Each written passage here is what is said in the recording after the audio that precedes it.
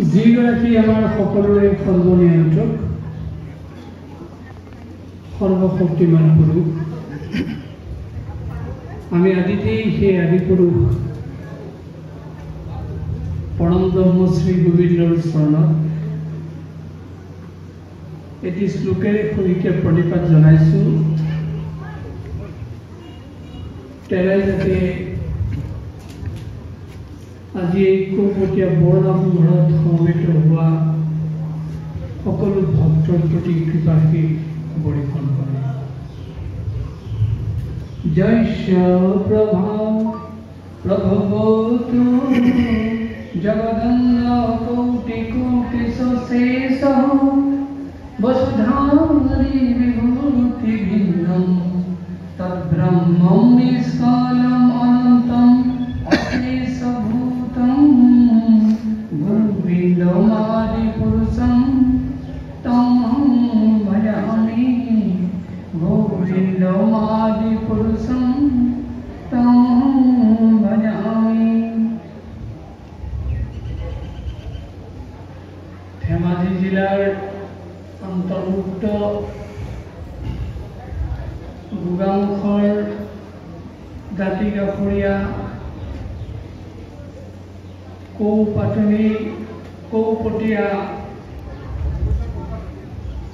কৌপাতনি বৰনামঘৰ আজি উদ্বোধন উপলক্ষে অনুষ্ঠিত হোৱা এই ধৰ্ম সভাত উপস্থিত থকা আমাৰ শ্ৰদ্ধাৰ ধৰ্মপ্ৰাণ ৰাইজ, আইসকল, এই অনুষ্ঠানৰ লগত জড়িত হৈ থকা কৰ্মকৰ্তাসকল, সাংবাদিক বন্ধুসকল, আমি আৰম্ভণিতে আপোনালোক সকলোলৈকে আমাৰ ভক্তিভৰা শ্ৰদ্ধা আমি আগবঢ়াইছোঁ। আমি প্ৰথমবাৰৰ কাৰণে আপোনাৰ সকলোৰে এই ঠাইত আজি উপস্থিত হ'বলৈ পাই আমি নিজেই কৃতাৰ্থ মানিছোঁ। আহিয়ে দেখা পাইছোঁ বৃহৎ কলেবৰৰ সুদৃশ্য নামঘৰ। এই নামঘৰটি দেখাৰ লগে লগে আমাৰ মনলৈ ভাৱ আহিছে যেনেকৈ নামঘৰটি আহল বহল বৃহৎ আকাৰৰ, তেনেদৰে এই অঞ্চলৰ মানুহৰ মনবিলাকো বহল ডাঙৰ। সঁচা, কেতিয়াবা ধুমুহা বতাহৰ পৰিপ্ৰেক্ষিতত ঘৰটোত ডাল এডাল পৰে, কিন্তু ঘৰটো চেপেটা লাগি নাযায়। ডালটো কৌশলেৰে আঁতৰাই দিয়াৰ পিছত সেই ঘৰটো আকৌ উজ্জীৱিত হৈ থাকে। ঠিক সেইদৰে এই অঞ্চলৰ ৰাইজৰ মাজতো ক'ৰবাত কিবা কথা বতৰাক লৈ সংঘাত আহিছে, হেঁচা প্ৰয়োগ হৈছে, কিন্তু সেই হেঁচাৰ মাজতো বহল অন্তৰৰ মনৰ মানুহবিলাকে আকৌ একত্ৰিত হৈ সেই ঘৰটোত পুনৰ দৰে সমাজখন থিয় কৰি ৰাখিছে। এয়াই হৈছে এই অঞ্চলৰ ৰাইজৰ মহৎ আদৰ্শ। আমি সেই আদৰ্শক প্ৰণিপাত জনাইছোঁ। আজি অতি সুন্দৰকৈ এই নামঘৰটি সজাই তোলা হৈছে আৰু ইয়াৰ উদ্বোধনী অনুষ্ঠানৰ আয়োজন কৰা হৈছে। আৰু এই অনুষ্ঠানটিত আজি সকলো ৰাইজক একত্ৰিত কৰা হৈছে। এই হৈছে নামঘৰৰ বাৰ্তা, য'ত জাত পাত ভাগ ভাগ সংকীৰ্ণতা দূৰ কৰি সকলো একেলগে সকলো শ্ৰেণীৰ মানুহ বহি থাকিব পাৰে। সেয়াই হৈছে নামঘৰ। আৰু ইতিমধ্যে আপোনালোকে এই নামঘৰৰ বাৰ্তা প্ৰতিফলিত কৰিছে। আকৌ আপোনালোকক এবাৰ নমস্কাৰ জনাইছোঁ।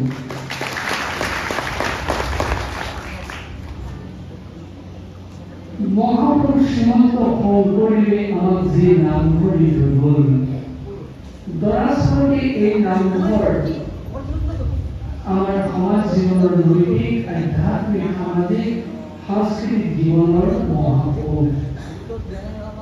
এই নামঘৰক সন্মুখত লৈ অসমৰ জনতাই নিজৰ পৰিশীলিত জীৱন যাপন কৰি বৌদ্ধিক বিকাশ সম্ভৱ কৰিবলৈ আৰু সাংস্কৃতিক বুনিয়াদ গঢ়ি তোলে। নামঘৰ দৰাচলতে ক'বলৈ গ'লে অসমীয়া সমাজৰ অভিভাৱক স্বৰূপ। এটা পৰিয়ালত পিতৃ মাতৃ স্বামী স্ত্ৰী ভাই ককাই ভাই ভনী সকলো একেলগে যৌথভাৱে অৱস্থান গ্ৰহণ কৰে। সেই পৰিয়ালৰ সদস্যৰ মাজত যদি কাৰোবাৰ কিবা সমস্যা উদ্ভৱ হয় বা কাৰোবাৰ অন্তৰত যদি ভয় সঞ্চাৰ হয় বা কাৰোবাৰ যদি কিবা মনোকামনাৰ বাসনা পূৰণ কৰাৰ হেঁপাহ বৃদ্ধি পায় তেতিয়া তেওঁলোকে তাৰ পথ বিচাৰে। প্ৰথমতে পৰিয়ালৰ সদস্যসকল মাকৰ ওচৰলৈ যায়।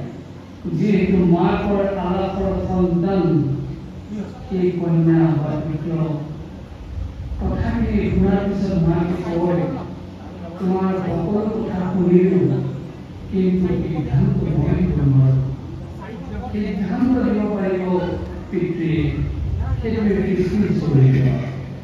তেতিয়া সেই পৰিয়ালৰ সদস্যসকল পিতৃৰ ওচৰলৈ যায় আৰু পিতৃ গোটেই কথাখিনি শুনাৰ পিছত এনে এটা সিদ্ধান্ত প্ৰদান কৰে পৰিয়ালৰ সদস্যসকলৰ উদ্ভৱ হোৱা ভয় ভাৱ নোহোৱা হৈ যায়, শংকা নোহোৱা হৈ যায়, সমস্যা সমাধানৰ পথ দেখে আৰু মনোকামনা পূৰণ কৰাৰ পথ প্ৰশস্ত হৈ পৰে।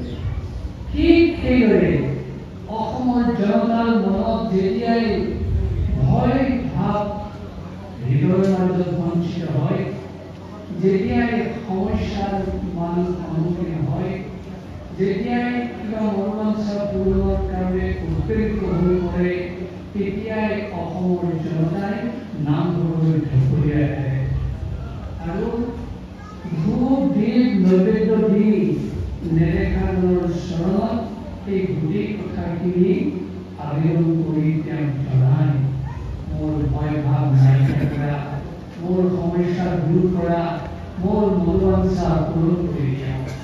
কোনোবাই হয়তো এই উপাসনা নিদিবও পাৰে। অষ্টাংগে প্ৰণিপাত জনাই অন্তৰে সৈতে যেতিয়াই সেই অলক্ষিতে থকাজনৰ ওচৰত আবেদন জনায়, সঁচাকৈয়ে তেওঁক এই সেৱা কৰাৰ পিছতে এনে এটা মানসিক শান্তি লাভ কৰে, তেওঁৰ ভয় ভাৱ নাইকিয়া হৈ যায় আৰু সমস্যা সমাধানৰ পথ দেখে আৰু মনোবাঞ্ছা পূৰণৰ পথ প্ৰশস্ত হৈ পৰে। আজিকালি এইটো সহজ। নামঘৰত কিবা কৰি যদি নামঘৰৰ গ্ৰুপত প্ৰৱেশ কৰিছে, কেবত থকা মোবাইলটো বাজি উঠে। মোবাইলটো ধৰাৰ লগে লগে তেওঁ কৈ দিয়ে, তুমি আমুক তাৰিখে আমুকৰ চাকৰিটো জইন কৰাৰ পত্ৰ লাভ কৰিছা আৰু তুমি যি সমস্যাৰ সন্মুখীন হৈছা, এইটো কৰিলে তোমাৰ সমস্যা সমাধান হৈ যাব। অৰ্থাৎ নামঘৰে প্ৰমাণ কৰি দিছে এজন মানুহে বিশ্বাসেৰে সেৱা কৰাৰ পিছত তাৎকালিকভাৱে কেনেকৈ তেওঁ ভয় নাইকিয়া কৰা, সমস্যা সমাধান কৰাৰ উত্তৰ পাব পাৰে। সেয়ে নামঘৰ অসমীয়া সমাজ জীৱনৰ লোকসকলৰ বাবে অভিভাৱক স্বৰূপ। কিন্তু নামঘৰক বিপদৰ সময়ত ব্যৱহাৰ কৰা হৈছে, সমস্যাৰ সময়ত ব্যৱহাৰ কৰা হৈছে, ভয় সন্ত্ৰাসৰ সময়ত ব্যৱহাৰ কৰা হৈছে।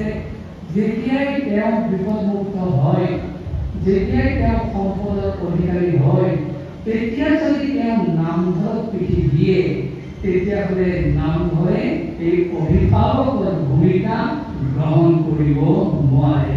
তেওঁ পদে পদে বিপদত পৰাৰহে সন্মুখীন থাকিব।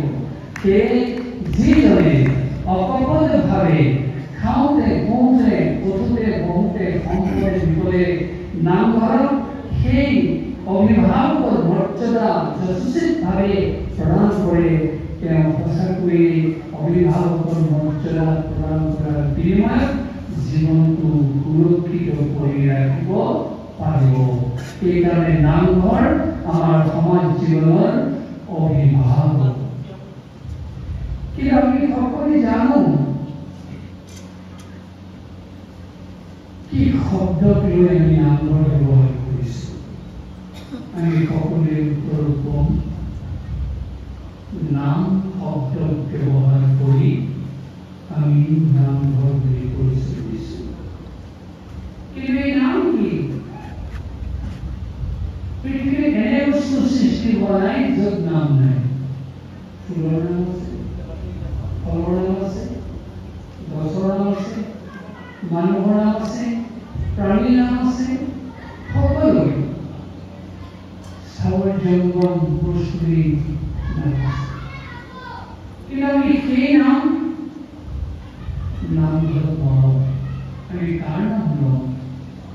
ভগৱন্তৰ নাম। ভগৱন্তৰ নাম কেনেকুৱা? আমি গুড় চেনি মিঠাই বুলি ক'লে জিভাত নিদিয়া পৰ্যন্ত সোৱাদ অনুভৱ হ'ব নোৱাৰে। জিভাত দিলেহে তাৰ আমি সোৱাদ অনুভৱ কৰিব পাৰোঁ।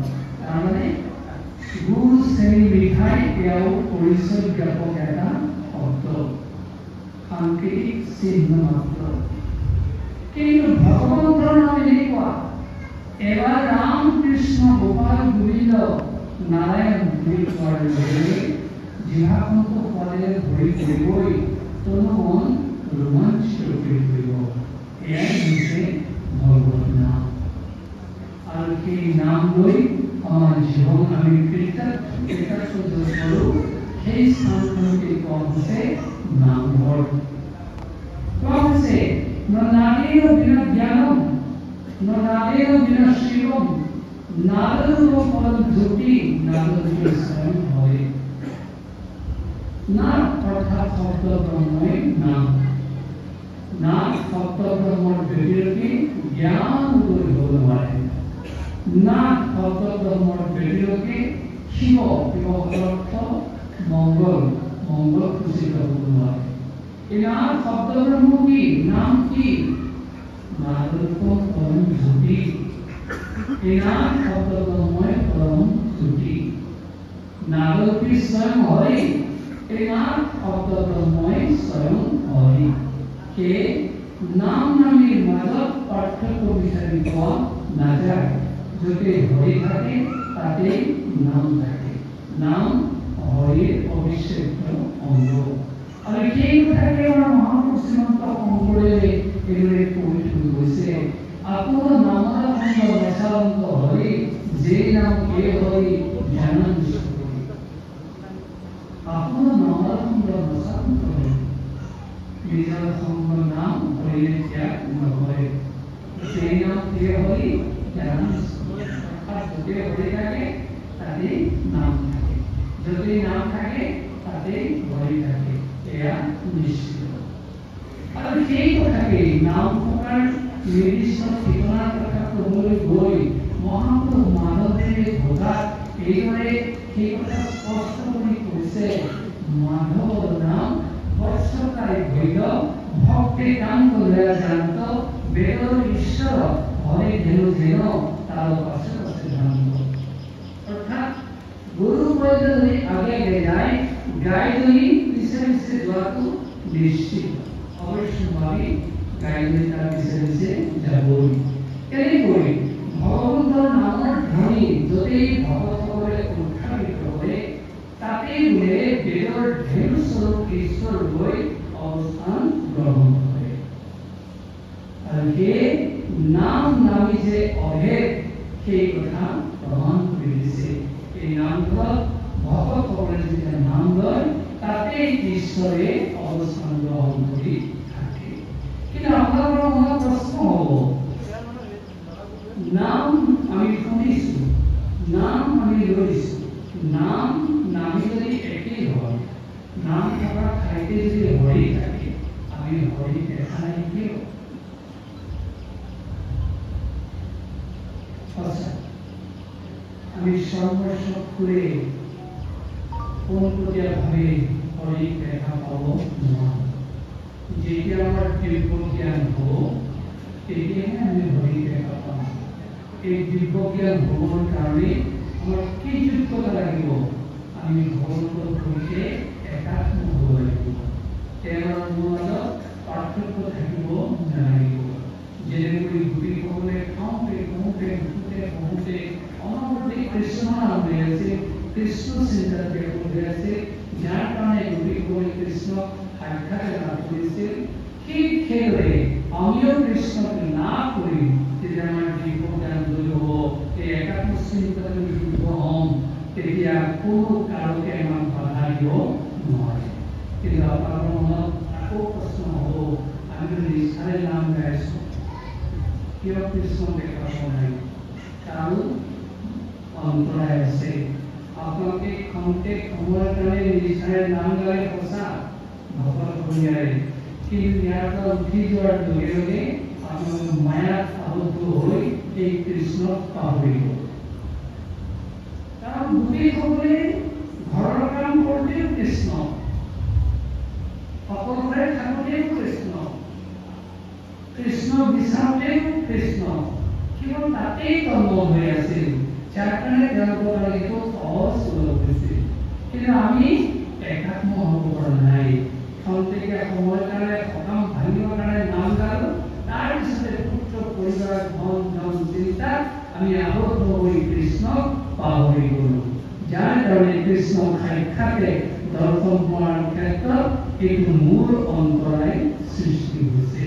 আৰু যদি আমি সেইটো নাইকিয়া কৰিব পাৰোঁ, গোপীসকলৰ নিচিনাকে যদি মনটোকে এৰি বা কাম কৰি থকাৰ মাজতো কৃষ্ণক যদি সৰ্বাংশে গ্ৰহণ কৰিব পাৰোঁ, এই কৃষ্ণই আমাক দেখা দিবই। আৰু যিহেতু কৃষ্ণ থকা স্থানৰ কথা ভগৱান কৃষ্ণই নিজেই নিশ্চিত কৰি সখী উদ্ধৰাব কৈছে আৰু নাৱৰ কৈছে। কি বুলি কৈছিলে? নাম কৃষ্ণানি বৈকুণ্ঠে যোগিনাং হৃদয়ে নসৎ মদ ভক্তা যত্র গায়ন্তি তত্র কৃষ্ণাং বিনাদ। এই নারদ, মোৰ অতি প্ৰিয় স্থান বৈকুণ্ঠ, মোৰ অতি প্ৰিয় স্থান যোগীৰ হৃদয়, কিন্তু মই এই সমস্ত প্ৰিয় স্থান ত্যাগ কৰিব পাৰোঁ কেতিয়া? যেতিয়া মোৰ ভকতসকলে একনিষ্ঠভাৱে মোৰ নাম লয়, সেই ঠাইত মই প্ৰিয় অনুষ্ঠান কৰিব পাৰোঁ আৰু তাত মই সকলোৱে গৈ উপস্থিত হওঁ। সেই ভগৱানে নিজেই কৈছে, নিষ্ঠাৰে অকপটভাৱে নাম লোৱাৰ ঠাই তেওঁৰ প্ৰিয় স্থান আৰু তেওঁ তাত অৱস্থান গ্ৰহণ কৰে। এই নামৰ মহিমাৰ কথা ক'বলৈ গৈ পুনৰ এই কথা এইদৰে কোৱা হৈছে যে নাম ল'লে আমাৰ কি ফল লাভ হ'ব পাৰে। কৃষ্ণ কৃষ্ণ কৃষ্ণ ইতি যুমান স্মৰতি নিত্যস্য জলম ভেক্তা তথা পদ্মম নৰকাৎ উদ্ধৰমম। ভগৱানে কৈছে কৃষ্ণ কৃষ্ণ কৃষ্ণ এই শব্দ উচ্চাৰণ কৰি যি মোৰ নাম ল'ব, তেওঁকে মই জলত থকা পদুমৰ পাতত যেনেকৈ পানী নালাগে, তেনেকৈ তেওঁক মই সংসাৰ বন্ধনৰ পৰা মুক্ত কৰি দিব পাৰোঁ।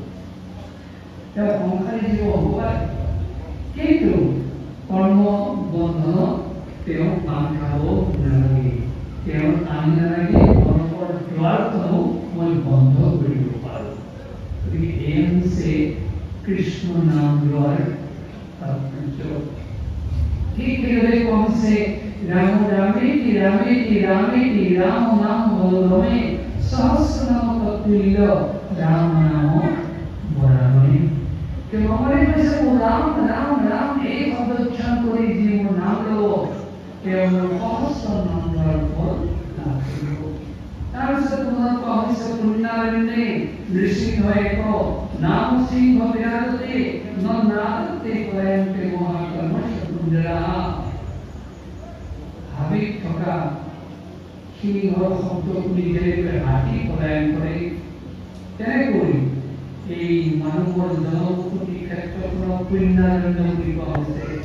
এই পুণ্যালয়ৰ মাজত নামহীন ঘৰ ধনী যদি উত্থাপিত হয় তাৰ পৰা ধৰে মহাকল্প সদৃশ কুঞ্জ মানে হাতী আমাৰ মনৰ মাজত কোনো বাসনা থাকিব পাৰে, সংকীৰ্ণতা থাকিব পাৰে, পাপ ভাৱ থাকিব পাৰে, যাক মদনত হস্তেৰ লগত তুলনা কৰা হৈছে। এই নাম সিংহৰ ধ্বনি আমাৰ কৰ্ম বিফল কৰাৰ লগে লগে নিষ্ঠাৰে শুনাৰ লগে লগে আমি পাপময় হস্তি দূৰতে বিহীন কৰিব পাৰোঁ। এয়া নামৰ মহিমা। আৰু বিশেষকৈ কলিযুগত কোৱা হৈছে হৰে নামৈব মম জীৱনম কলো নাস্তিত্ব বুলি কলিযুগত মানুহক ধন টকা পইচা ঐশ্বৰ্য সম্পদে গতি দিব নোৱাৰে, স্বচ্ছতা দিব পাৰে, সামৰিক সুখ দিব পাৰে, কিন্তু প্ৰকৃত শান্তি, প্ৰকৃত গতি, প্ৰকৃত মুক্তি দিব পাৰে। সেইকাৰণে কোৱা হ'ল হৰে নামৈব মম জীৱনম কলো নাস্তিত্ব বুলি কলিযুগৰ পৰিণামে হৈছে আমাৰ দুঃখ মহামন্ত্ৰ যিয়ে আমাক গতি দিব পাৰে।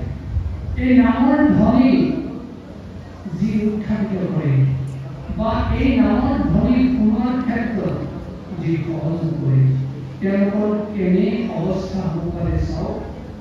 যোগ স্মৰণটো হৰে নামনা তলো যুগে কেপি ধন্যা কেপি পূজা এই জানকি প্ৰদান কৰে। যিসকলে নাম লয় আৰু নাম লোৱাত সহায় কৰে তেওঁলোকে উভয়ে সমাজৰ পূজ্য ব্যক্তি ৰূপে পৰিগণিত হয় আৰু তেওঁলোক সমাজৰ আদৰণীয় ব্যক্তি ৰূপে সমাদৃত হয়। আৰু এইজনকি প্ৰদান কৰি কেৱল সেই নহয় তেওঁলোক উভয়ে পৰম গতি লাভ কৰিব পাৰে। এয়া নামৰ মহিমা। এই নামক কেন্দ্ৰ কৰিয়ে মহাপুৰুষ শ্ৰীমন্ত শংকৰদেৱ আৰু দামোদৰদেৱ, মাধৱদেৱ, হৰিদেৱ, বংশীগোপালদেৱ, গোপালতা প্ৰমুখ্যে সন্ত গুৰুসকলে অসম যি নাম ধৰি লৈ গ'ল, এই নামঘৰ কেৱল নাম লোৱা স্থানতেই ই আবদ্ধ হৈ নাথাকে। এই নামঘৰক আমাৰ সমাজ জীৱনৰ সংস্কৃতিৰ মূল বুনিয়াদ ক্ষেত্ৰলৈ ৰূপান্তৰিত কৰে। সঁচা আমি সেই সাংস্কৃতিক পৰিৱেশৰ মাধ্যমেৰেহে নাম গাওঁ, সাংস্কৃতিক পৰিৱেশৰ মাধ্যমেৰেহে আমি সকলো ভকত সংজ্ঞালৈ ৰূপান্তৰিত হওঁ। আৰু চাওক সেই সাংস্কৃতিক পৰিৱেশৰ মাধ্যমেৰে আমি কেনেকৈ নাম গাওঁ আৰু তাত কেনেকৈ নৈতিকতা আছে, তাত কেনেকৈ আধ্যাত্মিকতা আছে, তাত কেনেকৈ সামাজিক শিক্ষা আছে। আমাৰ ভকতসকলে যে নাম গায়, মূল নাম গালে যে নাম গাব খোজে কি কৰে? কাষত থকা ভকতসকলক নমস্কাৰ জনাই লয় আৰু বাকী সকলৰ প্ৰতি নমস্কাৰ জনায়। এয়াই হৈছে নৈতিকতাৰ বীজ। এখন আত্মাই আন এখন আত্মাক সন্মান জনোৱা যিটো স্বভাৱ, এইটো আমাৰ অসমীয়া ভকতীয়া সমাজৰ চৰিত্ৰ। এই চৰিত্ৰৰ যোগেদি নৈতিক শিক্ষা প্ৰদৰ্শন কৰা হৈছে। এফালে নৈতিকতা, আনফালে আধ্যাত্মিকতা। কাৰণ তেওঁক যিদৰে নমস্কাৰ জনোৱা হৈছে, অৰ্থাৎ তেওঁৰ হৃদয়ত আত্মা আছে, পৰমাত্মা আছে। সেই পৰমাত্মাক তেওঁ সন্মান জনালেহে নামৰ অধিকাৰী হ'ব পাৰিব। ইয়াতে আধ্যাত্মিকতাৰ মন্ত্ৰটো আৰু কেনেকৈ নৈতিকতা বুলি আছে চাওক। আৰু নাম লোৱা ভকতৰ মাজেদি কিবা কাৰণত এজন মানুহৰ প্ৰয়োজন হৈছে, আগে যাব লাগে, কেনেকৈ কৈছে? লাহেকৈ কাপোৰৰ আঁচলটো পাতি হাত বুলাই গৈছে।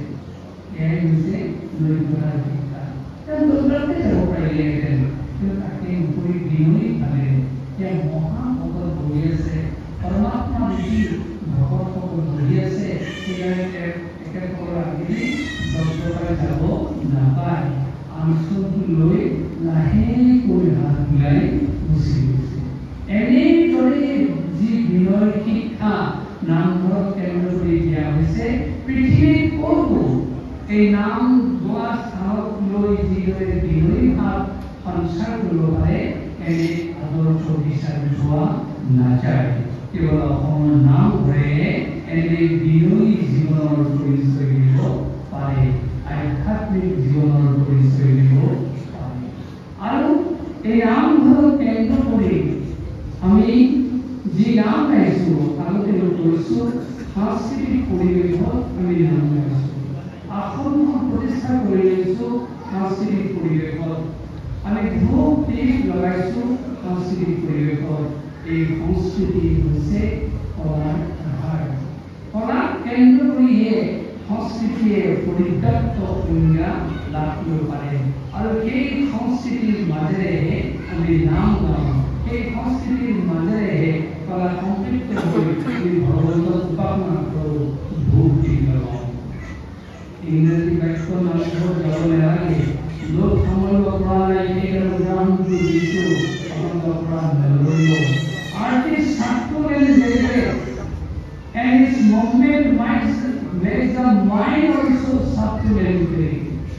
অর্থাৎ কলা গধুৰ আৰু মধুৰ, কলাৰ চৰ্চাই মানুহৰ মনবিলাকো গধুৰ আৰু মধুৰ কৰিব পাৰে। সেয়া মহাপুৰুষ শ্ৰীমন্ত শংকৰদেৱ গুৰুজনাই যি নামঘৰৰ আদৰ্শ দিলে তাত আছে কলা। যি কলাৰ যোগেদি আমি সংস্কৃতি পৰায়ণ হৈ আমি নামঘৰৰ কৰ্মত ব্ৰতী হওঁ। কাৰণ কেলে কলা সম্পৃক্ত কৰা হ'ল, আমি নাম গাওঁতেও আমাৰ মনটো গধুৰ হ'ব লাগিব, আমাৰ মনটো মধুৰ হ'ব লাগিব। এই মধুৰ পৰা গধুৰ পৰা পৰিৱেশটো কলাই দিছে। সেয়া আমি আকৌ কৈছোঁ যে makes the mind also subtle. কলাৰ যে মানুহে চৰ্চা কৰিব তেওঁৰ মনটো গধুৰ কৰিবই, তেওঁৰ মনটো মধুৰ কৰিবই। চেলেং পেটেং মনেৰে আমি নাম গাই তাৰ পৰা সুফল পাব নোৱাৰোঁ। সেইকাৰণে গধুৰযুক্ত মধুৰযুক্ত মনটোৰে নাম গালে আমি তাৰ পৰা সুফল পাব পাৰোঁ। সেইকাৰণে কলা সম্পৃক্ত কৰি সাংস্কৃতিক পৰিৱেশেৰে আমাক নাম গাবলৈ কৈছে, চাকি ধূপ লগাই ভগৱন্তক উপাসনা কৰিবলৈ কৈছে। আনহে নালাগে সুন্দৰ পৰিৱেশ ব্ৰহ্ম ভগৱানক স্থাপন কৰিছোঁ, সেই আসনখনো সজাই ল'বলৈ কৈছে। আনহে নালাগে তাত থকা ভগৱানৰ বিশ্বাসৰ বস্ত্ৰখনো আমি সুন্দৰ ভাৱেৰে তাত আমি সংৰক্ষণ কৰিছোঁ। আমাৰ আইসকলে তাত গোসাঁই কাপোৰ বুলি কয়, সেই গোসাঁই কাপোৰখন আইসকলে শিপিনীসকলে নিৰ্মাণ কৰি উলিয়াই দিলেহে আমি সেই আসনত থ'ব পাৰোঁ। চাওকচোন কিমান তাত এফালে কলাত্মক ভাৱ আছে, আনফালে সংস্কৃতিযুক্ত মন্ত্ৰ আছে, আৰু য'ত আছে সৌন্দৰ্যবোধ আৰু গধুৰ হ'ব পৰা মন। এনে হৈছে নামঘৰৰ পৰিচয়। এই নামঘৰত যেতিয়া সকলোৱে নাম গায় তাতেই আমাৰ সামাজিক সমাজখন তৈয়াৰ হয়। কেনেকৈ চাওকচোন, নামঘৰলৈ নাম ল'বলৈ আহোঁতে কোন আহে? শইকীয়া, বৰুৱা, হাজৰিকা, দত্ত, গোহাঁই, গগৈ, শৰ্মা, গোস্বামী, বিভিন্ন উপাধিধাৰী লোকসকলৰ নাম ল'বলৈ আহে। কিন্তু আমি কোনো কাৰণতে নকওঁ সেই উপাধিধাৰী লোকসকলে নাম লৈছে। আমি কি বুলি কওঁ? ভকতে নাম লৈছে। অৰ্থাৎ নিজৰ নিজৰ উপাধিবিলাক নাইকিয়া কৰি ভকত সংজ্ঞালৈ ৰূপান্তৰিত কৰা সমাজখনেই হ'ল নামঘৰীয়া সমাজ। সেয়া আমি পদক্ষেপ কৰিছোঁ। আজিও আমি ক'ব খুজিছোঁ, অসমীয়া সংজ্ঞালৈ, অসমীয়া জাতিলৈ বহুত ধৰণৰ প্ৰশ্ন অৱতাৰণা হৈছে, অসমীয়া সমাজ লৈ প্ৰশ্ন অৱতাৰণা হৈছে। আমি ক'ব খোজোঁ যেতিয়ালৈকে নামঘৰক কেন্দ্ৰ কৰি আমাৰ এই ভকতৰ সমাজখন থাকিব তেতিয়ালৈকে অসমীয়া সমাজখনৰ মৃত্যু হ'ব নোৱাৰে। আৰু এই অসমীয়া সমাজখনৰ মূল পৰিচয় প্ৰদান কৰা সমাজখনেই হ'ল ভকতৰ সমাজ। চাওকচোন, দুঘৰৰ মানুহৰ মাজত কাজিয়া লাগিব পাৰে, নামঘৰলৈ আহি যে একেলগে বহে, কিবা কাৰণত দুইজন ওচৰতে বহিব লগা হ'ল, কিনাকুটি লগাই নাম গায়, কিন্তু তেওঁলোকৰ মাজত তেতিয়া কাজিয়া নাথাকে। এই একেলগে নাম লোৱা সমাজখনেই হ'ল সমন্বয় সমাজ, একেলগে নাম লোৱা সমাজখনেই হ'ল সম্প্ৰীতিৰ সমাজ, আৰু একেলগে নাম লোৱা সমাজখনেই হ'ল দ্বিধা ভাৱ নাইকিয়া কৰা, কাজিয়া নাইকিয়া কৰা ভক্তৰ সমাজ। এই সমাজৰ উদাহৰণ পৃথিৱীৰ ক'তো বিচাৰি পোৱা নাযায়। কেৱল অসমৰ নামঘৰে ইয়াৰ পৰিচয় প্ৰদান কৰে। আৰু এই নামঘৰত কোন বয়সৰ মানুহ আহি ভকত হ'ব, কোন শ্ৰেণীৰ মানুহ আহি ভকত হ'ব, কোন জাতৰ মানুহ আহি ভকত হ'ব, কোন সংজ্ঞাৰ মানুহ আহি ভকত হ'ব, তাৰ বিচাৰ নাই। সকলো বয়সৰ, সকলো শ্ৰেণীৰ, সকলো সম্প্ৰদায়ৰ লোকসকলে একেলগে আহি ভকত হ'ব পাৰে। এনে উদাত্মক দৃষ্টি পৃথিৱীৰ ক'তো বিচাৰি পোৱা নাযায়। আমি ক'ব খোজো আমাৰ মহা সমন্বয় প্ৰতিষ্ঠা কৰা, অন্তৰৰ কলুষতা নাইকিয়া কৰা, সকলোকে সমান কৰা সমাজখনেই হ'ল নামঘৰৰ সমাজ। এই নামঘৰৰ সমাজখনক আমি সঁচা অৰ্থত যদি শ্ৰদ্ধা আৰোপিত কৰিব পাৰোঁ, আমাৰ সমাজৰ কেতিয়াও মৃত্যু হ'ব নোৱাৰে। আমি সদায় অতি শান্তিপূৰ্ণভাৱে পৰমায়ু থকালৈকে অৱস্থান কৰি থাকিব পাৰিম। এই নামঘৰ এফালে যেনেকৈ নৈতিক শিক্ষাৰ অৰ্জন কৰি, আনফালে আধ্যাত্মিকতাৰ অৰ্জন কৰি, আনফালে সামাজিক শিক্ষাৰ অৰ্জন কৰি, আনফালে সাংস্কৃতিক শিক্ষাৰ অৰ্জন কৰি, এই নামঘৰ আমাৰ সমাজ জীৱনৰ বাবে উপআধাৰক। কেনেকৈ চাওঁ, দুজন মানুহৰ মাজত যেতিয়া কাজিয়া লাগে, সেইদিনালৈকে নামঘৰ কেন্দ্ৰিক সমাজখনে তথা গাঁৱৰ মুখীয়ালসকলে কাজিয়া লগা মানুহজনক নামঘৰলৈ মাতি আনি বিচাৰ কৰিছিল, বিচাৰ নিশ্চিত। অৰ্থাৎ কেনেকৈ সুফল পাইছিল চাওক।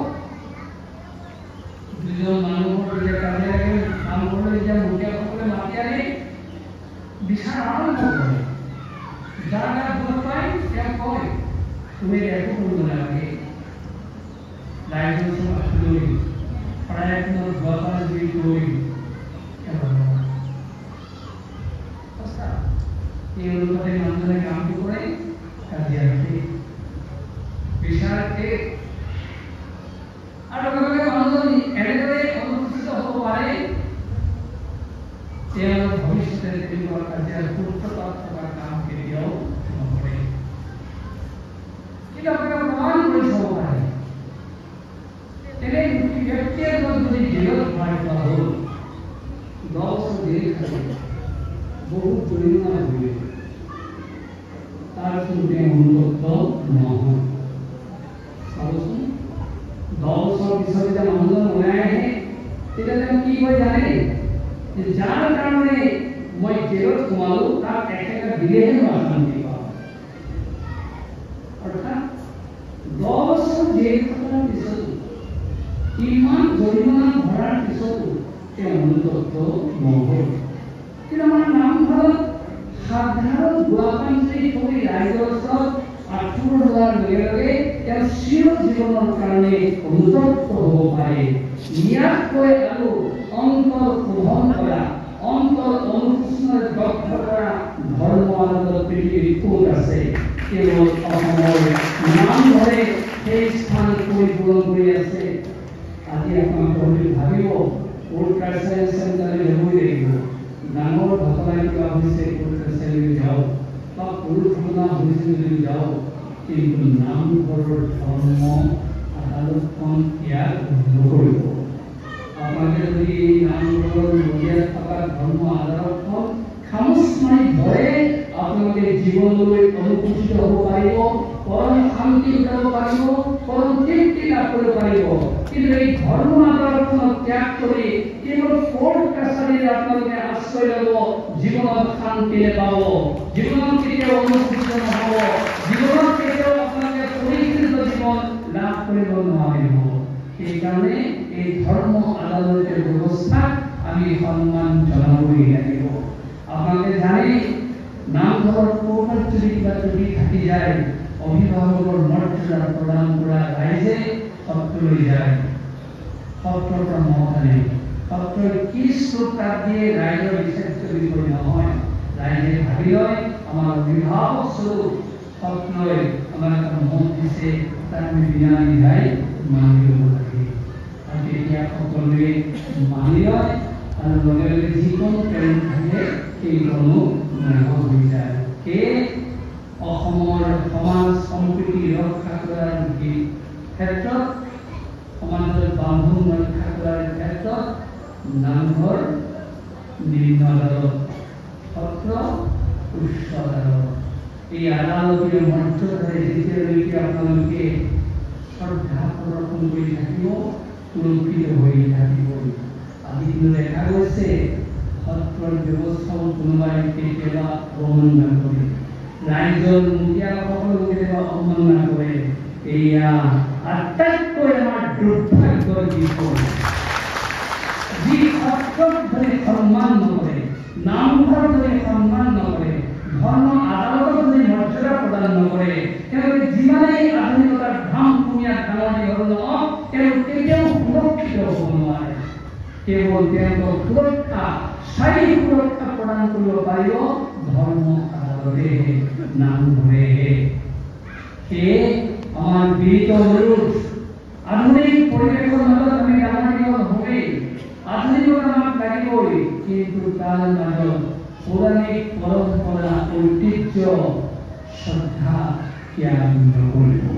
যদি আমি সেইটোৰ প্ৰতি সচেতন হৈ থাকোঁ, আমি সকলোৱে সুৰক্ষিত অৱস্থা লাভ কৰিম। এই নামঘৰক কেন্দ্ৰ কৰি আমাৰ জীৱনৰ আৰু কিমান শিক্ষা দিয়া আছে চাওক। যেতিয়া সকলোৱে একেলগে বহি নাম গায়, সেই নামঘৰতে কীৰ্তন দিয়ে। কি কীৰ্তন দিয়ে? বহু কীৰ্তন আছে। তাৰ ভিতৰত একাংশ কীৰ্তন আমি আপোনালোকৰ মাজত গাই দিছোঁ। স্বামী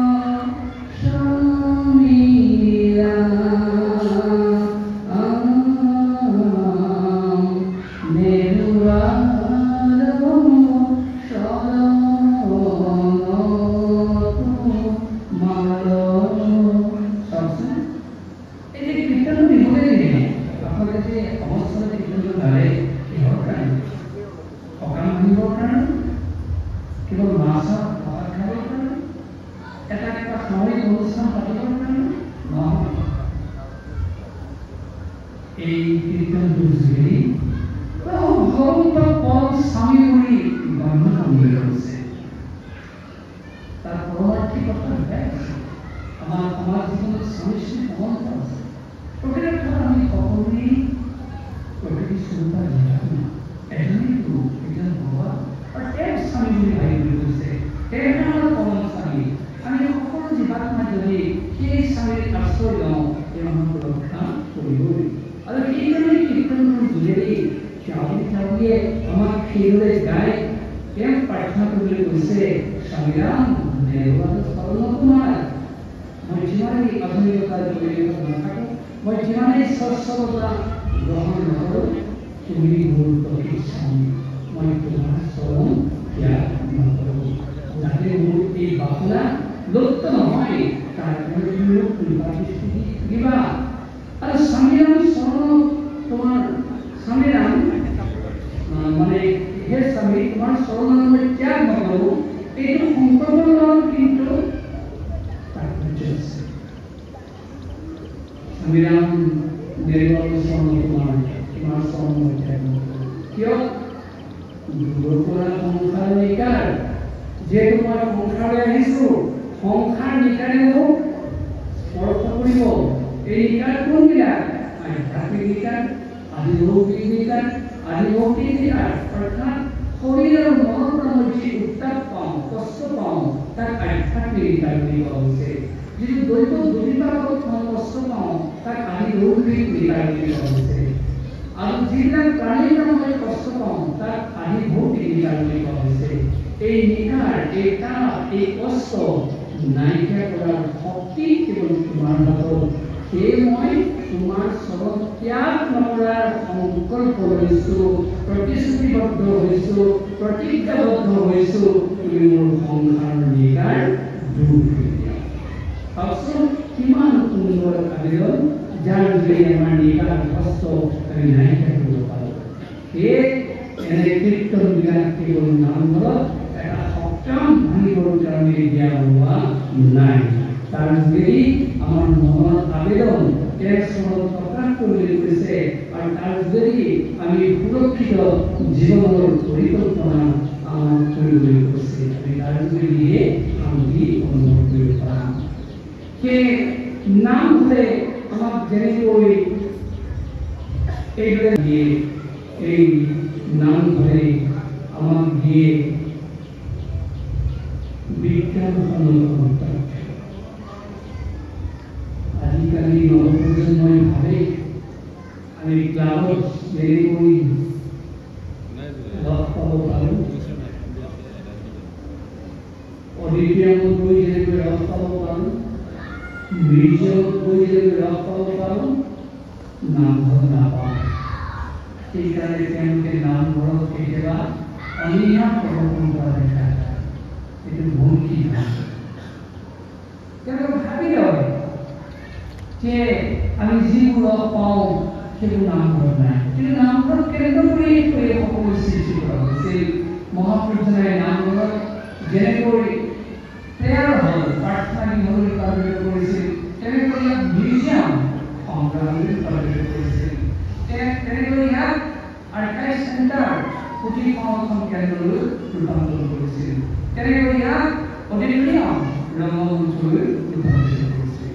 কিন্তু ইয়াক বিজ্ঞানসন্মত যুক্তি আছে। নৱপ্ৰজন্মই কয় নামঘৰত বিজ্ঞানসন্মত যুক্তি নাই, তথ্য নাই, সেইকাৰণে আমাৰ কাৰণে উপাদেয় নহয়। আমি তাকো কৈছোঁ ভুল সিদ্ধান্ত। নামঘৰত প্ৰতি পৰে পৰে বিজ্ঞানসন্মত যুক্তি আছে। কেনেকৈ চাওঁ, ভকতগৰাকী যেতিয়া নামঘৰলৈ আহিছে, তেওঁ কি বস্ত্ৰ পিন্ধি আহে? আমি সকলোৱে জানো, ঠাণ্ডা লাগিলেও ক'লা কোট, হালধীয়া কোট, ৰঙা কোট, নীলা কোট পিন্ধি আহিব নোৱাৰে। তেওঁ শুদ্ধ বস্ত্ৰ পিন্ধি আহিলে তেওঁক ভকত বুলি পৰিচয় দিয়া হ'ব। তেতিয়াহে তেওঁ ভকত বুলি নাম ল'ব পাৰিব। এই শুদ্ধ বস্ত্ৰ পিন্ধিবলৈ যে ভকতগৰাকীক বাধ্য কৰা হ'ল, তাৰ তাৎপৰ্য কি? ধৰ্ম তাৎপৰ্য হৈছে বগা সত্যৰ প্ৰতি, সাত্বিকতাৰ প্ৰতি। আৰু বিজ্ঞানসন্মত কি কথা আছে? বগা ৰঙে ভাইৰাছ নাশ কৰাৰ দুগুণ শক্তি লাভ কৰে, আৰু বগা ৰঙে মানুহৰ অস্থিৰ মনটো স্থিৰ কৰাৰ শক্তি লাভ কৰে। তাৰ উদাহৰণ ডাক্তৰে যেতিয়া অপাৰেশ্যন থিয়েটাৰত সোমাই ৰোগীক পৰীক্ষা কৰে, অপাৰেশ্যন কৰে, আপোনালোকে জানে অন্ততঃ ডাক্তৰজনে ওপৰত বগা গাউনটো পিন্ধিবলৈ বাধ্য হয়। তাৰমানে ডাক্তৰজনক কোৱা হ'ল, তুমি যি চিকিৎসা কৰিবা সত্যক আশ্ৰয় কৰি চিকিৎসা কৰিব লাগিব, ভগৱন্তক আশ্ৰয় কৰি চিকিৎসা কৰিব লাগিব। দৃঢ় বিশ্বাস, এই প্ৰেছক্ৰিপশ্যন যে RSD হয়, সেয়াই হৈছে ডাক্তৰজনৰ ভগৱন্তক বিশ্বাস কৰাৰ সংকল্প। আৰু তেওঁ যে বগা গাউনটো পিন্ধি চিকিৎসা কৰে, অৰ্থাৎ সেই সময়ত তেওঁৰ মনটো স্থিৰ হৈ থাকিব লাগিব। যদি স্থিৰ হৈ নাথাকে, তেওঁ কাচিনা কৰি সুফল নাপাব। ঠিক সেইদিনা আমাৰ ভকতসকলক কাম হ'ল, তোমালোকেও নাম গাওঁতে মনটো স্থিৰ কৰি ৰাখিব লাগিব। যদি স্থিৰ কৰি নাৰাখা, তোমালোকেও নাম গাই সুফল পাব নোৱাৰিবা। সেইকাৰণে ভকতসকলৰ মনটো চেলেং পেলেং অৱস্থাত নাইকিয়া কৰিবৰ কাৰণে, মনটো স্থিৰ কৰিবৰ কাৰণে, দৃঢ় কৰিবৰ কাৰণে ভকতক বগা বস্ত্ৰ পিন্ধিবলৈ বাধ্য কৰা হৈছে। ঠিক সেইদৰে আপোনালোকে জানে, ডাক্তৰে মাস্ক পিন্ধিহে ৰোগীৰ পৰীক্ষা কৰিব পাৰে। আজিহে কৰোণা কালত আমাৰ মাস্কৰ কথা কৈছে, কিন্তু সত্ৰ নামঘৰ সৃষ্টি হোৱাৰ দিনৰ পৰা মাস্ক ব্যৱহাৰ কৰা পৰম্পৰা আছে। সঁচা আমাৰ দেউৰী বিলনীয়া ধৰি বা মূল ৰান্ধনি মানে মাস্ক নিপিন্ধাকৈ মুখত কাপোৰ নিবিৰাকৈ প্ৰসাদ বিতৰণ কৰিব নোৱাৰে, শৰাই সজাব নোৱাৰে, মূল আহাৰৰ কাম কৰিব নোৱাৰে, ৰান্ধনি দেউৰী বিলনীয়া কৰিব নোৱাৰে। এইটো বিজ্ঞানসন্মত কথা। চাওকচোন আমাৰ দেউৰী বিলনীয়াজনে কি সুন্দৰকৈ মাস্ক পিন্ধি লয়। যেনেকৈ মাস্ক বুলি কৈছোঁ, কিন্তু আমাৰ মাস্কটো গামোচা পিন্ধে, আমাৰ মাস্কটো চেলেং চাদৰ পিন্ধে। কিমান সুন্দৰকৈ চেলেং চাদৰ বা গামোচা পিন্ধি মুখমণ্ডল মেৰিয়াই লয়, চুলি এডাল তাত ধৰি কৰিব নোৱাৰে, তেওঁ নিষ্ঠাত নিৰ্ভত হৈ প্ৰসাদ দুটি কৰিব নোৱাৰে, আৰু আন দুটিত পাৰিলেও তেওঁ আমি কৰিব নোৱাৰে। কিমান বিজ্ঞানসন্মত যুক্তি। ঠিক সেইদৰে চাওঁ প্ৰসাদত কেনেকৈ বিজ্ঞানসন্মত কথা আছে। কাৰণ আমাক প্ৰচুৰ ভিটামিন লাগে, সেই ভিটামিনবিলাক আমি কেঁচা প্ৰসাদত পাওঁ। দক্ষিণ ভাৰত উত্তৰ ভাৰতলৈ যাওঁ, তাত সিদ্ধান্ত মৃষ্টান্ন প্ৰসাদ পাব, কিন্তু অসমত থকা যিটো কেঁচা প্ৰসাদ মহাপুৰুষে দিলে সেই প্ৰসাদ সকলোৱে খাব পাৰে, বিভিন্ন ৰোগীয়েও খাব পাৰে। সেই প্ৰসাদত কিমান ভিটামিন আছে চাওক। সেই বুট মগু নাৰিকল কল কুঁহিয়াৰ অন্ন লৱণেৰে মিশ্ৰিত যিটো প্ৰসাদ বুলি কৈছোঁ, সেই প্ৰসাদত আছে এনজাইম, সেই প্ৰসাদত আছে আইৰণ, সেই প্ৰসাদত আছে প্ৰটিন, সেই প্ৰসাদত আছে লৌহ পদাৰ্থ, যিখিনি আমাৰ শৰীৰত লাগে। আমি সেই প্ৰসাদ খোৱাৰ লগে লগে সেই ভিটামিনখিনি আমি লাভ কৰোঁ। আৰু চাওক কলত আছে নিয়াচিন পদাৰ্থ, নাৰিকলত আছে ফচফৰাছ, তিয়হত আছে পটাছিয়াম, যিখিনি বস্তু আমাৰ শৰীৰৰ কাৰণে অত্যন্ত উপাদেয়, আৰু তাৰ দ্বাৰা সেই প্ৰসাদ সৃষ্টি কৰা হৈছে। আপোনালোকে জানে পেটটোত আমাৰ বোমা লাগিব পাৰে, কিন্তু প্ৰসাদৰ মাজত সোমাই থকা আদাটো যেতিয়া চুবাই দিব তেওঁৰ পেটৰ বোমা ভাৱটো নাইকিয়া হৈ যায়। কিয়? কাৰণ আদাটোৰ পৰা ইমান ক্লৰিফিক এচিড আছে, সেই ক্লৰিফিক এচিড থকা আদাটোৰ পৰা খাই দিয়াৰ লগে লগে হজম শক্তি গুণে বৃদ্ধি হয়। কাৰণ ক্লৰিফিক এচিডে হজম শক্তি গুণলৈ বঢ়াই দিয়ে, তাৰ কাৰণে আদাটোৰ পৰা দিয়া হয়। আপোনালোকে জানে ইয়াত হয়তো নাই, আগতে গোলাম অঞ্চল আছিলে, ভিতৰৰ গাঁও অৱশ্যে বহুত লাগে, মানুহ এজনে আদা টুকুৰা জাৰি দিয়ে। তেওঁ আদা টুকুৰা হৈ পেলাই আপে কুঁহিয়াৰ ৰোগ পাৰিলে, আদা টুকুৰা কি হ'ল? বিশ্বাস মন্ত্ৰটো ওলাই কৰা নাই, মূল কথাটো সোমাই আছে হজম হোৱা শক্তিটো আদা টুকুৰা বেছিকৈ নিহিত আছে, সেইকাৰণে তেওঁ আদা টুকুৰা বাকী। এই খেলাবিলাক চাওক, আমি ভুল আহাৰ খাই চাউল নিজৰ খাই মুখখন যেনেকৈ প্ৰক্ষালন কৰোঁ, প্ৰসাদ খাই যেনেকৈ মুখখন প্ৰক্ষালন নকৰোঁ। আমি যদি তেনেকৈ মুখ ধুওঁ, আমাৰ বিশ্বাস আহিব, ভোক লাগিব, কাৰণ চাউল পিছৰ খোৱাৰ দৰে প্ৰসাদ খোৱা ব্যৱস্থা নহয়। অথচ মুখখন প্ৰক্ষালন নকৰিলেও আমি তাৰ পৰা ৰক্ষা নাপাওঁ। কিয়? কাৰণ প্ৰসাদৰ টুকুৰাবিলাক দাঁতৰ ঘূৰিয়ে ঘূৰিয়ে সোমাই থাকিব, দুৰ্গন্ধ সৃষ্টি কৰিব, শৰীৰটোৰ বিভিন্ন প্ৰতিক্ৰিয়া সৃষ্টি কৰিব। সেইকাৰণে আমাক আওপকীয়াকৈ হ'লেও প্ৰসাদ খোৱাৰ পিছত মুখখন প্ৰক্ষালন কৰাৰ ব্যৱস্থা দিয়া হ'ল। কিহৰ যোগেদি জানেনে? কুঁহিয়াৰ টুকুৰাৰ যোগেদি। আমি প্ৰসাদ খোৱাৰ আগতে কুঁহিয়াৰ টুকুৰা নাখাওঁ, যেতিয়া প্ৰসাদ খাই শেষ হ'ল তেতিয়াহে আমি কুঁহিয়াৰ টুকুৰা চুপাই দিওঁ, আৰু তাৰ লগতে আমাৰ গোটেই মুখখন প্ৰক্ষালন কৰি পেলাই টুকুৰা টুকুৰবিলাক পেটৰ ভিতৰলৈ লৈ যায়, দুৰ্গন্ধ নাইকিয়া কৰে, আৰু শাৰীৰিক প্ৰতিক্ৰিয়াও প্ৰতিবন্ধ কৰে। এইদৰে প্ৰসাদত বিচাৰি পাওঁ বিজ্ঞানসন্মত তথ্য। ঠিক সেইদৰে নাম লৈছে, নাম জানতেও কিমান বিজ্ঞানসন্মত তথ্য আছে চাওক।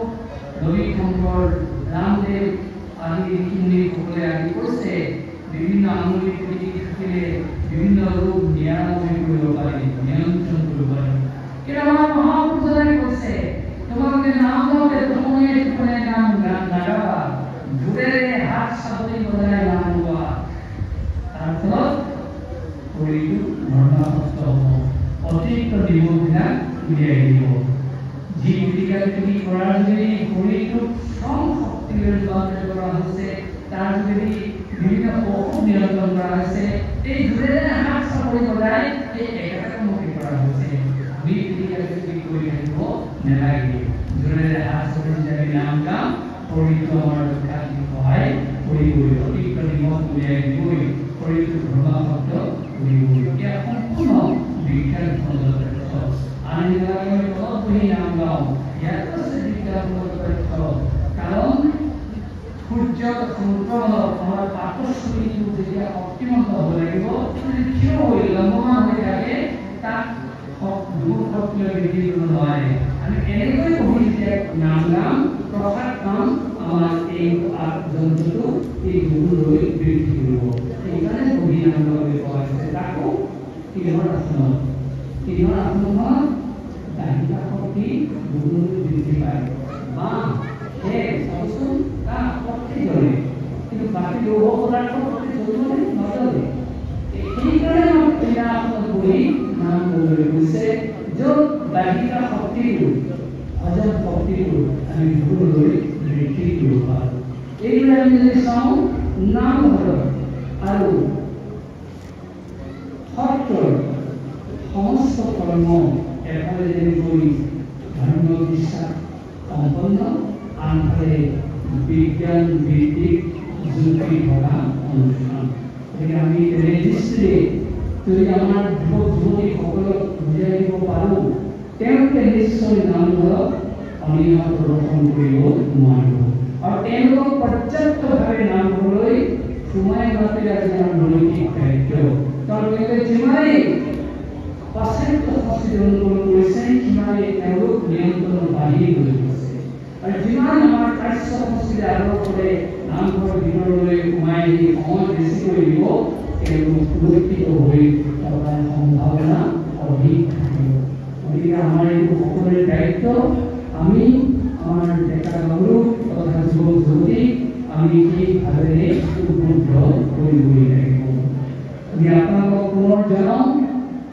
যে নামঘৰ আমাৰ অসমীয়া সমাজৰ এক মানধাৰাযোগ্য কেৱল পৰম্পৰাগত অনুষ্ঠানেই নহয় আমাৰ সমাজখন গঢ় দিয়া মানুহক গঢ় দিয়া ই অন্যতম নিদৰ্শন আৰু এই নামঘৰক কেন্দ্ৰ কৰি আমি আকৌ কৈছোঁ আমাৰ সকলো আলহী আহুকাল আমি নাহি থাকিব পাৰোঁ আমি বহুত ঠাই দেখা পাইছিলোঁ ইয়াতো শুনিছিলোঁ মাজতে আপোনালোকৰ মাজতো আন্দোলনৰ সৃষ্টি হৈছিল কিন্তু আপোনালোকে শেষত নামঘৰলৈ সকলো সোমাই আহিলে এয়াই হৈছে নামঘৰ আদৰ্শ ৰক্ষা কৰাৰ মূল মন্ত্ৰ আপোনালোকে চাব আমি এনে কামনা কৰিলোঁ আৰু পুনৰবাৰ আপোনালোকক এই কথা জনাইছোঁ আপোনালোকৰ ৰাতিৰ ধন ভাঙি নামঘৰ তৈয়াৰ কৰিছে কোনোবা চৰকাৰী অনুষ্ঠান প্ৰতিষ্ঠানে সহায় কৰিব পাৰে কিন্তু মূল ধন আপোনালোকৰ আপোনালোকে যি ধন বিয়োগ কৰি নামঘৰ তৈয়াৰ কৰিলে এয়া আপোনালোকৰ বিয়োগাত্মক ধন নহয় এয়া যোগাত্মক ধন দেৱতাই দস্যু গুৰুতি কাগজে তস্য পিণ্ড ফলম শ্রেয় মাতৃ পিতৃ সৈব সৈব লক্ষ্মী কুলান্বিত বিষ্ণু পরিকল্পনা কৃষ্ণদেব নয় দিশংশয় অর্থাৎ যে ভগবান থকাৰ আৱাস গৃহ গ্ৰহণ কৰি দিয়াৰ কোনোবাই প্ৰত্যক্ষভাৱে হওক পৰোক্ষভাৱে হওক সহায় কৰে তেওঁলোকে পিতৃ মাতৃ কুল লক্ষ্য কুল সম্বন্ধিতে তিনি প্ৰকাৰ ধৰি বিষ্ণু পদত বাস কৰে সব আপোনালোক কিমান সৌভাগ্যৱান এই নামঘৰত যি ভগৱান থাকে সেই ভগৱান থকাৰ ক্ষেত্ৰত আপোনালোকে যি গাঁঠিৰ ধন উলিয়াই ইয়াক নিৰ্মাণ কৰাত আপোনালোকে ব্যৱহাৰ কৰিলে আপোনালোক ধন্য হ'লেই আৰু পিতৃ পিতামহ সম্বন্ধিতে লক্ষ্যমূলক আপোনালোকে বিষ্ণু পদত থকাৰ স্থান তিনি প্ৰকাৰ ধৰি নিশ্চিত কৰি দিয়ে গতিকে আপোনালোকৰ ভাগ্যৱান ব্যক্তি কোন হ'ব পাৰে সেয়া আমি পুনৰ কৈছোঁ ইয়াত ব্যয় কৰা ধন বিয়োগাত্মক ধন নহয় ই যোগাত্মক ধন আমি পুনৰবাৰ আশা কৰিলোঁ কোপাতনি নামঘৰক কেন্দ্ৰ কৰি এই অঞ্চলৰ ৰাইজৰ মাজত সমন্বয় আৰু দৃঢ়ভাৱে প্ৰতিষ্ঠা হওক সুসম্প্ৰীতি প্ৰতিষ্ঠা হওক শান্তি প্ৰতিষ্ঠা হওক আপোনালোকে কোনো কাৰণতে বিপদ ভাগ ল'ব নালাগে। আৰু আমি অনুৰোধ কৰিছোঁ কাজিয়া শেষ কৰোঁতে কোনোবা এজনে অকণমান কিবা কাৰণত ৰাইজৰ ওচৰত সন্তৰ্ক কৰিব লাগে, তাৰ কাৰণে ভুল হৈ নাযায়, উদাহৰণ মহানুভৱতাই তাক ডাঙৰহে কৰে। সেই ডাঙৰ হোৱাত মহান হোৱাত আদৰ্শ আপোনালোকে গ্ৰহণ কৰিব। শেষত এটা সাধু কথাৰে আমাৰ কথাখিনি সামৰণি মাৰিবলৈ লৈছোঁ। এই সাধু কথাটো ধৰণৰ এখন গাঁৱত দুজন জ্যোতিষী আছিল। তাৰে এজন গ্ৰাম্য জ্যোতিষী, এজন প্ৰত্যক্ষ জ্যোতিষী। এদিন গ্ৰাম্য জ্যোতিষীজনে ভাবিলে যে মই যেনেকৈ কৰ্ম কৰি মানুহ ওচৰলৈ আনিছোঁ, কিন্তু মোৰ বিপৰীতে থকা প্ৰাজ্ঞবান জ্যোতিষীয়ে মোৰ পৰা মানুহবিলাক বেছিকৈ কাঢ়ি দিছে। সেইকাৰণে ঈৰ্ষা হ'ল।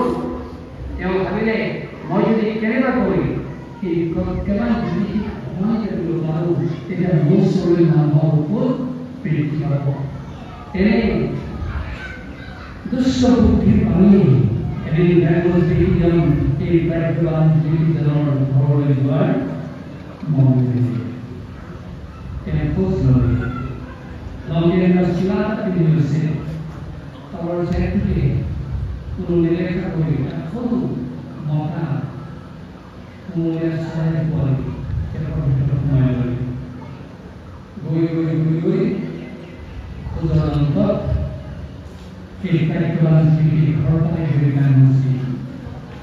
সেই গ্ৰাম্য জ্যোতিষীয়ে লাহে কৰি প্ৰাজ্ঞবান জ্যোতিষীক দেখি মাত লগালে, এই প্ৰাজ্ঞবান আপোনাৰ জ্যোতিষ চৰ্চাৰে গোটেই সমাজখন কিদৰে দিশ বিদিশ প্ৰতিভাত হৈছে চাৰিওফালে কেৱল আজি মই এটা পৰীক্ষাৰে আপোনাক আকৌ আৰু পৰীক্ষা দিবলৈ আহিছোঁ। আপুনি বুজি কৰিব লাগে। কবিতাৰ কথা তেওঁ মুখৰ কথা তেওঁ পেটৰ কথা নহয়। তেওঁ কথা কৈছে তেওঁ কেনেকৈ থাকিব পেলাব পাৰে, তাক অপমান কৰিব পাৰে। তেতিয়া প্ৰাজ্ঞবান জ্যোতিষীয়ে গ্ৰাম্য জ্যোতিষীক সময় কৰে, বেছ গ্ৰাম্য জ্যোতিষী তোমাৰ কি পৰীক্ষা আছে আৰম্ভ কৰা।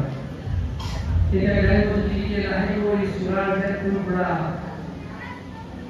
চৰাই পোৱালিটো অতি আলফুল কৰি হাতৰ মুঠিত ধৰি বাকীবোৰ নিলেখা কৰি তেওঁৰ সন্মুখত দেখুৱাই কৰি তাইক কৈছে, আপুনি মোক ক'ব লাগে মোৰ হাতৰ মুঠিত এতিয়া কি আছে। অংক কৰি জ্যোতিষ চৰ্চাৰে গ্ৰাম্য জ্যোতিষীয়ে উত্তৰ দিলে, তোমাৰ হাতৰ মুঠিত এটা চৰাই পৰি আছে, শুদ্ধ। তাৰপিছত আকৌ গ্ৰাম্য জ্যোতিষীয়ে প্ৰশ্ন কৰিলে, এইবাৰ তেওঁ প্ৰশ্ন কৰিলে, আপুনি মোক এই কথা কওক, মোৰ হাতৰ মুঠিত থকা চৰাইটো মতা চৰাই নে মাইকী চৰাই। তাকো অংক কৰি জ্যোতিষ চৰ্চাৰে গ্ৰাম্য জ্যোতিষীয়ে উত্তৰ দিলে, এই গ্ৰাম্য জ্যোতিষী তোমাৰ হাতৰ মুঠিত থকা চৰাইটো মতা চৰাই। সঁচা, ইমান সময় হাতৰ মুঠিত মতা চৰাইহে থাকিব পাৰে, মাইকী চৰাই থাকিব নোৱাৰে। তথাপি জ্যোতিষ অংগৰে কৰিলে। তাৰপিছত এটা দুষ্ট বুদ্ধি উলিয়াই গ্ৰাম্য জ্যোতিষীয়ে সুধিলে, এই প্ৰাজ্ঞ জ্যোতিষী আপুনি এইবাৰ এইটো কথা ক'ব লাগে, মোৰ হাতৰ মুঠিত থকা চৰাইটো জীৱিত নে মৃত। তেতিয়া কি প্ৰাজ্ঞবান জ্যোতিষী সিদ্ধান্ত কৰিলে যে কেৱল মই জ্যোতিষ অংগৰে উত্তৰ উলিয়াই দিলেই নহ'ব। কাৰণ মই যদি জীৱিত বুলি কওঁ, কিতাপ এটা মই মাৰি পেলাব, আৰু যদি মই মৃত বুলি কওঁ সেইটো শুদ্ধ নহ'ব পাৰে। তেতিয়াও আলোচনা কৰি তেওঁৰ হাতত চৰাইটো জীয়াই থাকিব পাৰে। তেতিয়া প্ৰাজ্ঞবান জ্যোতিষীয়ে অতি বিচক্ষণতাৰে উত্তৰ দিলে, হে গ্ৰাম্য জ্যোতিষী, এতিয়া আপোনাৰ হাতৰ মুঠিত থকা চৰাইটোৰ জীৱন দানৰ দায়িত্ব আপোনাৰ হাতত।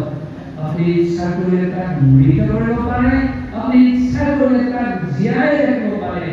সুদীৰ্ঘ প্ৰায় ১.৫ ঘণ্টা সময় ধৰি নামঘৰত কেন্দ্ৰ কৰি আমি আমাৰ ক্ষুদ্ৰ জ্ঞান বুদ্ধি অনুসৰি যি কথা আপোনালোকৰ আগত আমি নিবেদন কৰিলোঁ, এই কথাখিনি ধৰি ৰখাৰ দায়িত্ব আপোনালোকৰ হাতত। ইচ্ছা কৰিলে তাক আপোনালোকে মৃত কৰিব পাৰে, আৰু ইচ্ছা কৰিলে তাক আপোনালোকে জীয়াই ৰাখিব পাৰে। যদি জীয়াই ৰাখে এই কথা শুনো আপোনালোকে নমনা কৰিও খুজি খুজি আকৌ সৌপাতনি নামঘৰলৈ আহিম। এই প্ৰতিশ্ৰুতি প্ৰদান কৰি আপোনালোক সকলোকে পুনৰবাৰ আমাৰ ভক্তি ভৰা শ্ৰদ্ধা আগবঢ়াই আপোনালোকৰ এই সমাজখনৰ সুসমন্বয় এটা প্ৰতিশ্ৰুতি দেখা পাম বুলি আশা কৰি আমাৰ বক্তব্যৰ আমি সামৰণি মাৰিবলৈ লৈছোঁ। আৰু এইখিনি কথাৰে অতি সুন্দৰকৈ আহল বহলকৈ নিৰ্মাণ কৰা এই সৌপাতনি বৰনামঘৰটি আজি আনুষ্ঠানিকভাৱে উদ্বোধন কৰা হৈছে বুলি আমি ঘোষণা কৰিছোঁ। সৰ্বে ভৱন্তু সুখিনঃ, সৰ্বে সন্তু নিৰাময়াঃ, সৰ্বে ভদ্ৰাণি পশ্যন্তু মা কশ্চিৎ দুৰ্ভাগ্য ভবেৎ। নমস্কাৰ।